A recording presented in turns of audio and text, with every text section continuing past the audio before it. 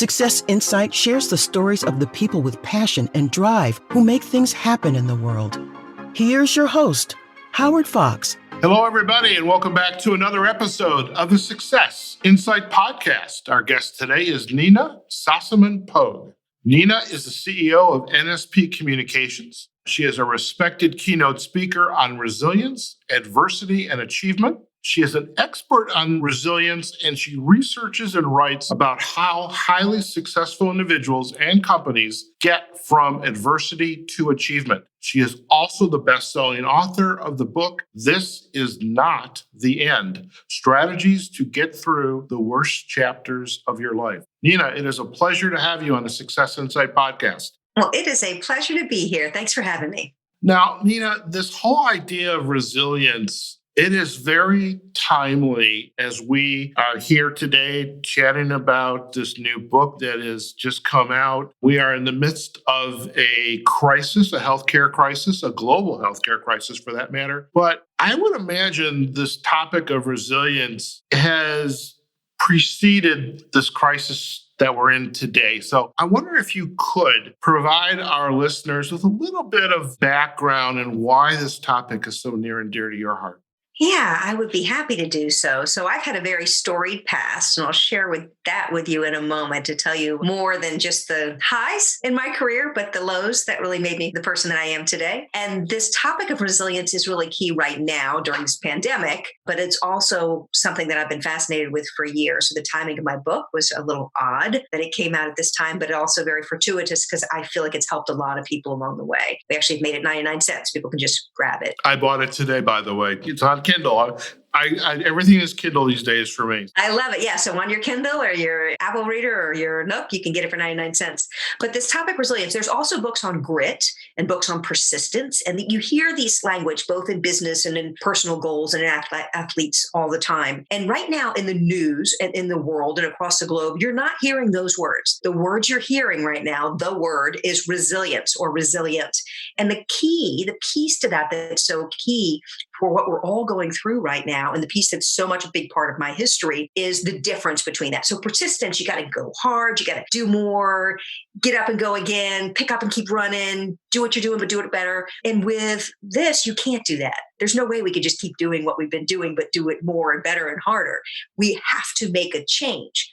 The word resilience is about that piece of change when you face adversity. So resilience is your ability to learn from adversity, to grow stronger, to adapt in a positive way to whatever change is going on. If you look just at the definition of it, that explains why it is working right now, because none of us got up on January 1st and said, hey, my goal for 2020 is let's survive a pandemic. We all, we all had different goals, and none of us are doing right now what we thought we were going to be doing. Everyone has had to make changes. So the word resilience is about how you handle those changes and you go in a different direction and you find a positive way out of whatever situation that you're in. That is what resilience is. In my life story, when I back up and share that, I was a member of the U.S. gymnastics team. I was a gymnast at LSU, one of the top recruits in the NCAA. I was a reporter and an Emmy-winning news anchor, and I was in tech, and I was part of a leadership team, and we had one of the most successful IPOs of 2013. Just great stuff if you looked at my resume. If you go to LinkedIn, that's what you're going to see.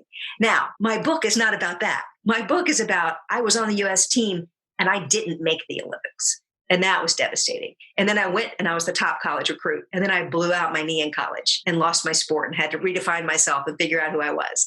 Then I became a reporter and a very successful and popular, if you want to call it, news anchor. And then I was let go in a budget cut where they just went through and cut people across the nation. And then I worked my way back up again. And then I was involved in a really devastating accident where for a while there, I didn't even know if I wanted to go on because it was involving a small child and myself, and we'll talk about that later. But that heavy grief that came with that, I didn't even want to go on for a while. But I did, and I redefined myself, and then I got into tech, and I had great success there. So I have had this life of real high highs and real low lows, and I've had them all very publicly, because I was a very public person. And nowadays, everybody's public because everything's on Facebook and LinkedIn and out there on your feed. So this book is about how do you handle the really tough stuff that life can throw at you, those big life-changing events that take you from who you're defined as to someone new and come out of it stronger on the other side. I got fascinated with that. And that's what I write about. And that's what I research and talk on. I love how you've shared as an open book some of your history. And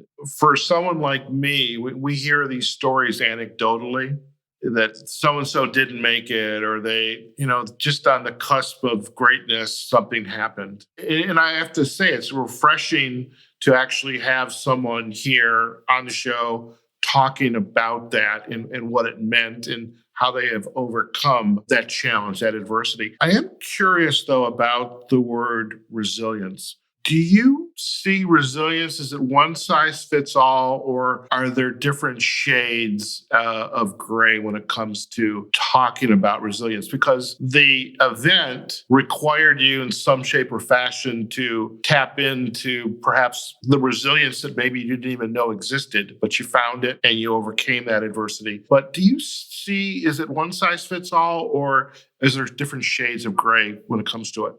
I love this question so much. I'm so glad you asked it. All of us in life, there's no one that's listening, not you, not me, not anyone who's listening to this, who hasn't overcome something. Whether it's bad traffic you had to get through on the really everyday, what I call the adversities in your life, your thises. There's the lowercase this, THIS. Someone stops you on your way to wherever you're headed, and you have to deal with that conversation before you can get to where you're going, or you do have traffic, or just something that gets in your way of your plan that day. You're in a big meeting and your kids' school calls, whatever. Those are your everyday thises. Then you have your capital T thises, capital T HISs. And it's the busiest part of your season. Maybe you're in sales, it's your selling season, and you break your leg. And now it's harder to travel. It's harder to get around. It changes your plans. Or you have a really bad quarter, or you lose a really big customer. Your key client goes with somebody else, and you have to make a change. You have to fill that gap. You have to go in a new direction. All of those are your capital T thises. And then there's the all caps thises. The big THIS all caps thises. And that is some of the things that I mentioned in my story, spending years towards a goal and not making that goal. Going through a divorce could be one of these. Losing your job, having your company go under. Those are the big thises that take your life in a whole new direction and start a new chapter. And when you talk about the different, like one size fits all, what's really fascinating about resilience, and there's a lot of research on it, and there's some different lines of thinking, but most people agree that you could come from hardy stock, shall we say. But for the most part, people are not born resilient. You don't come out that way. How you handle all the little thises and the stuff that happens in your life as you go through life, how you come back, builds that resilience. It's like a muscle. So when I'm talking to companies or corporations and I say, if you haven't had to go through any tough times, or if you have a whole team of humans, you keep hiring people who've had charmed lives and haven't dealt with much, when something big happens, you're going to have a hard time. You need people and you need the skills to manage failure. That's why I always say hire athletes. Athletes are coachable. They know, if something goes wrong, you switch gears and you go a new direction. They fall, they get up and keep going. They understand game plans change and strategies change, and they will go with the flow. So that resilience is not one size fits all. People come at it from different histories, different historical backgrounds, where they've had to do more or come through hard knocks or go through some adversity.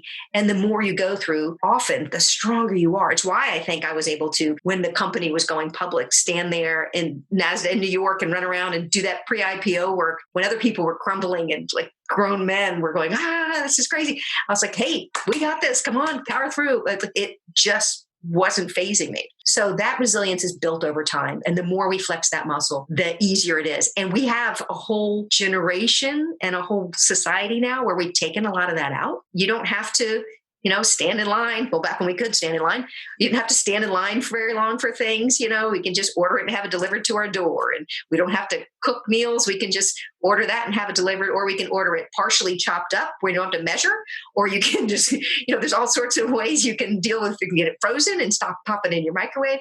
We've taken a lot of the work out of life, the things that were challenges before. And that has made all of us a little less resilient. And this current pandemic is making everyone more resilient, because everyone is managing through change right now. Everyone is figuring out a way to do things differently. So that is really going to be an interesting thing to look back on in time when we're way past this. When you were the athlete, when you were the executive, when you were the reporter, did this stage that you went through, okay, there's this event and then there's the resilience that you have to tap into. Did that come completely from just the experience of being a world-class athlete? Had there been a mentor, a guide? 'Cause the reason I'm asking that, I mean, I'm a weekend athlete, if that, okay? If that. One of my downsides is I work from home right now and I don't go outside. Not very good. So someone who is all of a sudden having to tap into some aspect of resilience, how do they begin to understand this is something I need to care about and do something about and tap into ways to overcome how I'm feeling in the moment?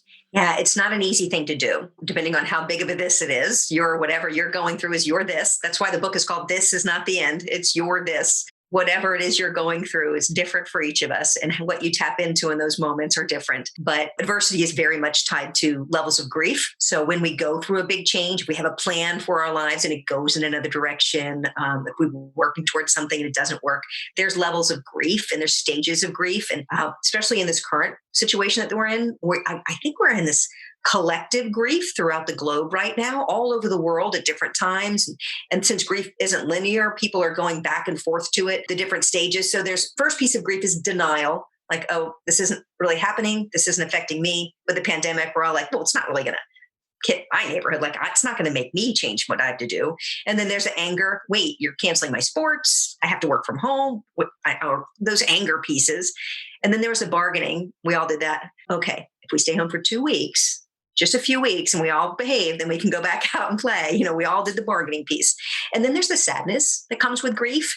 And that can be, I'm sad that I can't do what I was going to do. I'm sad that I had plans I can't go do. I'm sad that I'm worried about people and losing them. I'm sad for friends who are missing out or doing whatever.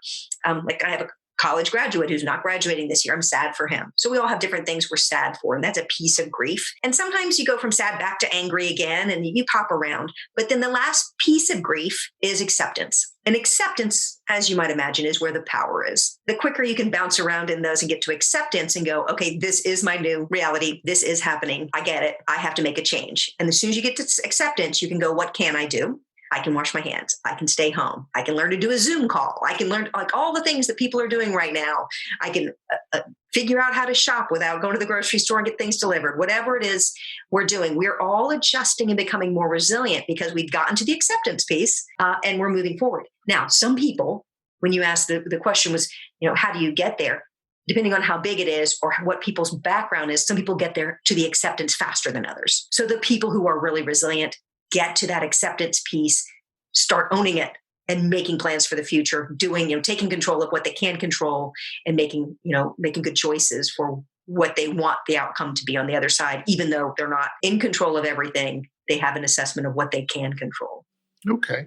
In the book, are you walking the reader through this model? And by the way, for our listeners and the model Nina has shared with you, it's actually a very famous model, Elizabeth Kubler-Ross. That was the model you just shared, and we'll provide a link back to it. But of course, I imagine it's going to be in the book as well, so you got to buy the book too. Talk to us about the book. When did you first decide there's a book in me and I need to share this story and why it's so important? When did that kind of come out?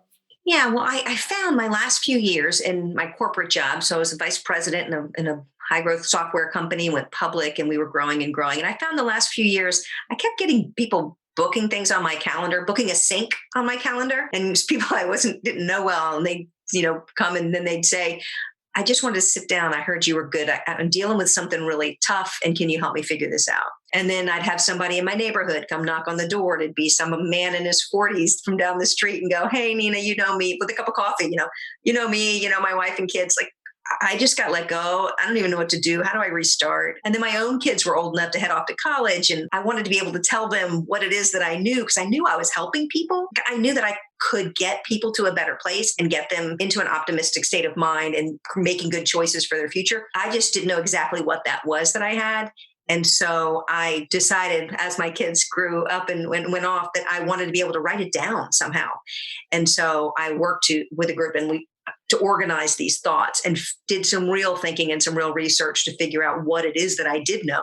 Because during my life, I had read so many different books and had so much other advice people had given me. And some of it's a little bit of stoicism, a little Ryan Holiday in there. There's some cognitive behavioral therapy. There's some religion. There's some Buddhism. A little Lakota Indian, earth, wind. I mean, I'm kind of all over the place.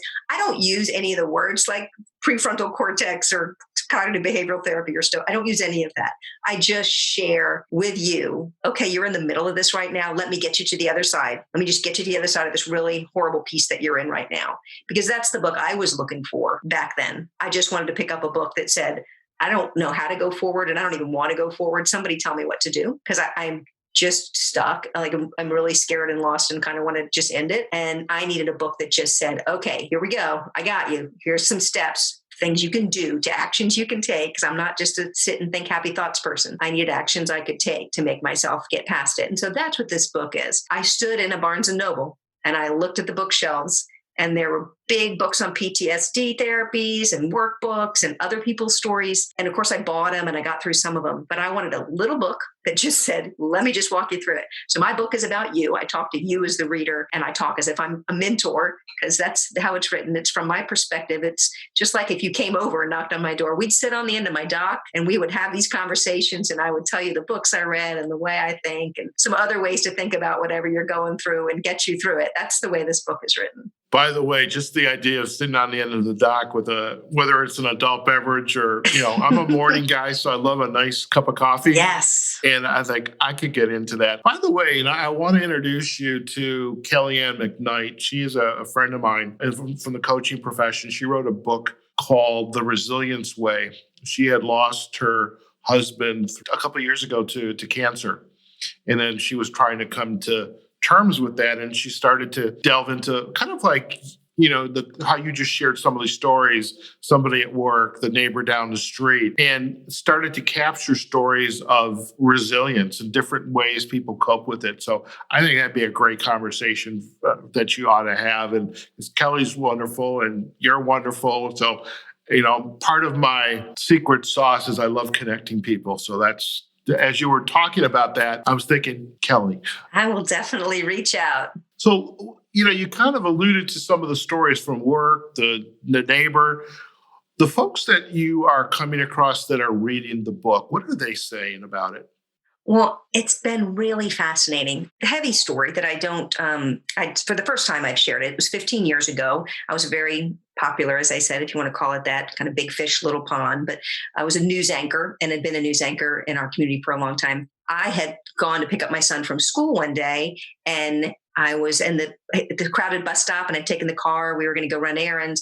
So we get there and the kids all pile off and my son jumps in and there's lots of moms and kids and babies and people of all ages. My son jumps in the car and we go to leave. And in the midst of all of that, no one had noticed that a friend's baby had crawled onto the driveway and I backed up. So I went from being this woman who was very popular and optimistic and former world-class athlete and Emmy-winning news anchor to this person who had run over a baby. Now, fast forward 15 years, he lived. He survived. Our community survived. I went back on the air and I managed through it. But I was a very public figure, and to go through something like that, it was a very difficult time. I talk about that in the book and how I didn't want it to be part of my story. I didn't see any way I could go on with life with now this being part of my story. And we didn't know if he would live or die. There was months there where it was really touch and go. So I was really in a dark place. And I think it's really important to share those types of things in the setting we're in right now, because people need to know that even in the really darkest moments, we do get to the other side. The best learning I can take from it, and I've kind of gotten off your question, but I do want to share, the best learning I can take from that is, here I am 15 years on the other side of it. And at the time, and the things that I share in the book, it's what was going through my head at the time when I just wanted to end it. And it really was difficult. By the way, let me stop you one second. When you say end it, you actually mean end it. Yeah, I was suicidal. I wanted to Okay. just step into traffic. I didn't want to go back on the air on TV and everybody look at me. Certainly not that. So I was really in a bad place, and I Mhm. had some good help. And who knew that I needed to marry a man with a psych degree? So had a husband who helped me through it. The second marriage was a good one. um, Good for you. the people around me helped. I got some good help. I talk about that in the book. I walk people through the different steps, but the really heavy stuff, and people in 2020 are going to lose loved ones. They're going to lose jobs. They are going to be in a desperate state. They are going to be going through some despair. So you asked what feedback I've been getting, because I share that in a very raw way in the book, and I share all the crazy that was going on in my head. People have identified with it a lot, and they have called me and said, wow, this has really helped me right now. Like, I just needed to hear the way you think. Like, wow, I really am 5 years from now going to be sitting, grabbing a beer with my friends and be telling everybody, this was my pandemic 2020 story. What was yours? Just like we tell 9/11 stories now. Where were you during 9/11? Everybody has that story. Where were you in the pandemic of 2020? You're going to get there, and you're going to have a story. It doesn't seem like it when you're in the middle of it. And so I can share that perspective, and that's been really comforting. My favorite story from anybody who's read it was actually before the pandemic. I met this guy at a bar out when I was, this is not going anywhere where you think it might be, but I was out with a lot of friends, and I met this guy at this bar, and he knew I'd written this book because we were talking about it, and we started chatting, and he said something, and one of my friends said, oh, you got to read your book, and gave him the card. We were in a big group, and then I didn't think much of it. And we were in Charlotte, North Carolina. And then 2 days later, I got a text, because in my book had my business card, was part of, the book launch, had my business card. And in the, 2 days later, I got a text, and I did not know this, and none of us knew, but he was going through a divorce, and his job was not going well. And he said, on my way back to New York, I read your book. And for the first time in 18 months, I feel like I actually want to get up in the morning. And that type of response, even if one or two people get that from it, I feel like I've done the right thing by putting it out there. Most definitely, most definitely. And how are you putting this work into practice today? I mean, you chatted early, and I know I said this in the introduction. You're very much a public person in the work that you've done. You're the keynote speaker talking about resilience, the adversity achievement. In addition to the speaking, because by the way, I am like, I love doing this, but to put me in front of a stage like a TED stage or something, TEDx stage, like, no, thank you. Well, after 20 years on air, 3 shows a day, I can go anywhere. You could, this is like, you got this. Yeah. How are you now using this kind of this goal, these nuggets of wisdom, insights, brilliance? How are you using this beyond just speaking from the stage? Because I mean, you can stand up on the stage. You've got your PowerPoint. In fact, you don't even need a PowerPoint. You can just go up there and chat. People are going to buy the book. They're going to ask for the signature. They're going to say this was great. How are you then going out as Nina Sossamon-Pogue, going out and putting this work into practice for people that need it? Well, first, thank you for saying all those kind things about the work that I am doing. I do feel like I'm trying to make a difference.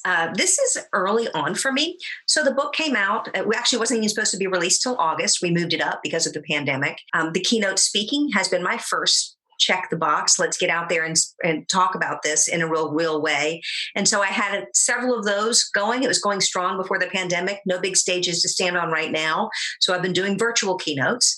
I had one today with a women in leadership and philanthropy group, and we had a huge virtual audience, and several people afterwards said, wow, that really helped me. So thank you. I'm actually working on my second book because it was a 2-book deal that I was working on. So the second book is really aimed at the business piece of it, the intersection of your personal and professional resilience, and from a career standpoint, how resilient we are and why companies need to build resilient teams. So the second book is in the works. And then I do have plans. I really would love to do workshops in the future. I've done some workshops, and for companies and corporations, I do half-day workshops for them. One of them is really fun. It's a superhero workshop. And yes, I mix DC and the Marvel universe, and it really ticks people off, but it's so much fun. It's super geeky. It's really fun to do at tech companies. But yeah, so I do some workshopping, and that's a neat piece of it. And then I do plan to hold some retreats and do weekend retreats or some retreat work for folks as well. We had several of those planned for this year, and those have been put on hold, obviously, until we know what the future travel looks like. So right now, that's my only plans. I do put a lot of what I'm working on and saying and thinking out on social media, and so I put sorts of nuggets out there that aren't anywhere else that hit me. But yeah, that's where I'm trying to spread the word right now. But again, it's early on, and I know the platform has a lot of opportunities, and I've talked with a lot of folks about where I might go with it. But right now, that's where I am. Fantastic.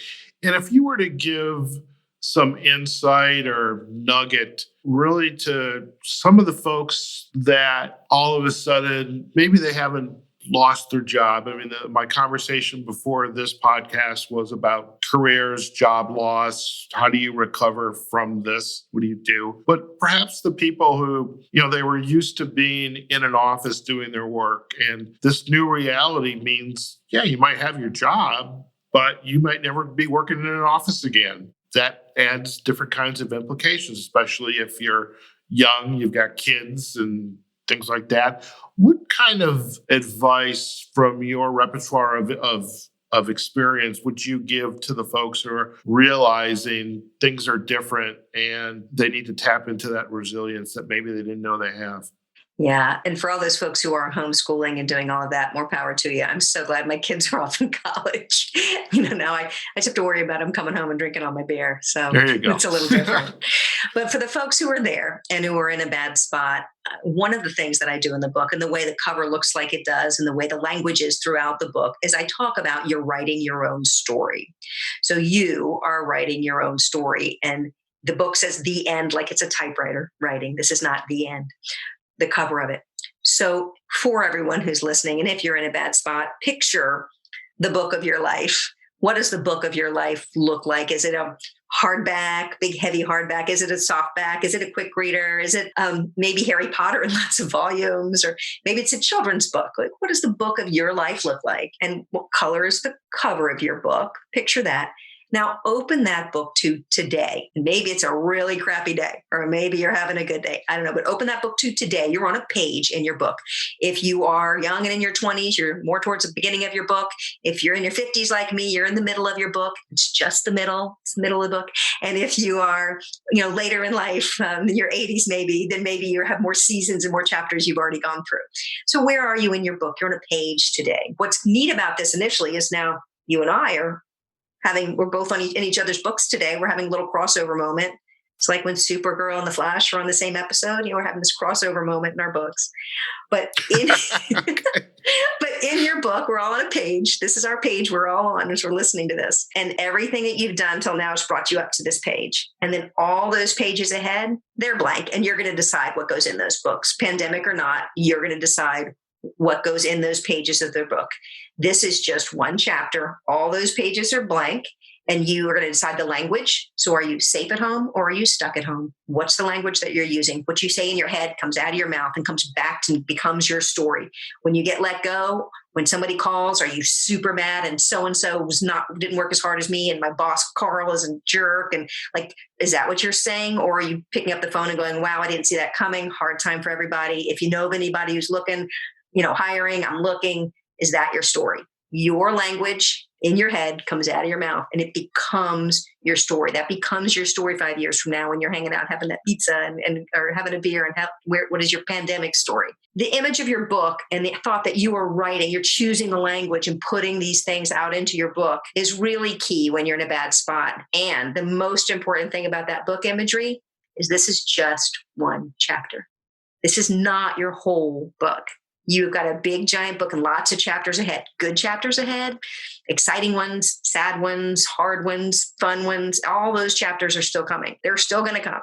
You're in the middle of a really crappy one right now, and you're going to make changes and choices and choose language. So if you're your example, if you're in that job where you're sitting at home and you really don't like being at home, you're going to find something else when the world starts hiring again and we have other options. You'll find something else. You won't be at home forever. If that's what your business decides to do and you go, I am not working from home. I love my family, but enough of them. I need to get out in the world. You will find something else. You're going to decide what goes in those pages. No one's going to decide more than you. You're the CEO of you, as you can listen to all those podcasts. You're going to make those decisions, set a vision, look at your resources, go in that direction. But that language piece is really key. And for everyone who's in a tough spot, this is just one chapter. For some of you, it's going to be a really tough one. For others, it's just going to be this weird chapter where you had to work from just like odd, but it's just one chapter and other chapters are ahead. Fantastic. And, I really want to thank you. And for our listeners, what Nina's just shared, this metaphor of the book. I mean, somewhere back in my coaching education, a metaphor like that was introduced. And it's just, there's different ways to look at the metaphor, going up the elevator or with a glass and kind of seeing how things are changing. But I love the idea of this book and this chapter. And I'm going to start to lift that a little bit for my own coaching clients, and I will give you full credit. You're welcome to have it, and if it helps at all. You can count on that. You can count on that. Nina, it's been an absolute pleasure to have you join us on the Success Insight podcast today. And for our listeners, if they would like to learn more about you and your work, where are the best places for them to go? Well, you can go to my website. It's ninasossamon-pogue.com. And that's NinaSossamon-Pogue.com. It's a mouthful, but that's it. And then there's an author page there. You can learn more about the book, or you can learn more about my resilience speaking and what I'm doing these days. You can also follow me on all the social media platforms. I do most of my work on Facebook. It's Nina Sossamon-Pogue Author is my public page. And I'm also on Instagram. I'm not very good on it, but I'm getting better. And I'm on Twitter and LinkedIn, obviously. Fantastic. And we will most definitely put links back to the social sites, as well as a link back to ninasossamon-pogue.com.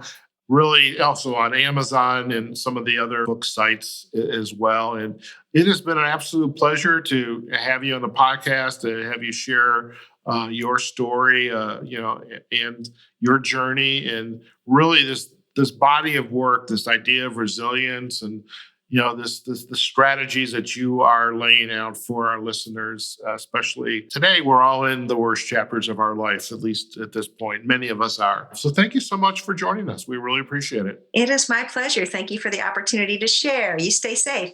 Fantastic. All right, folks, we have just been listening to Nina Sossamon-Pogue. She's been our guest today on the Success Insight podcast. She is an expert on resilience and researches and writes about how highly successful individuals and companies get from adversity to achievement. She's the author of the best-selling book, This Is Not the End: Strategies to Get Through the Worst Chapters of Your Life. And this nugget that she has shared too about the chapters in our book, our own unique book, and what we're going through right now is, as she is describing it, is just one chapter, and there's going to be a chapter after that and another one and another one. So do go out to the social sites, pick up a copy of her book. It's the available electronic version at a very reasonable rate. I got my copy out on Amazon for 99 cents, and I'm excited to really dive into the book, and just really kind of absorb more of what Nina has shared with us. So folks, wherever you are, whatever you're doing, go out there, be safe, practice social distancing. But, even in this current situation that we're in, go out there and have a phenomenal day. Yes, you can have a phenomenal day. So we'll see you on the next episode of the Success Insight podcast. Take care now. Success Insight is a production of Fox Coaching and First Story Strategies. Find us online, successinsightpodcast.com.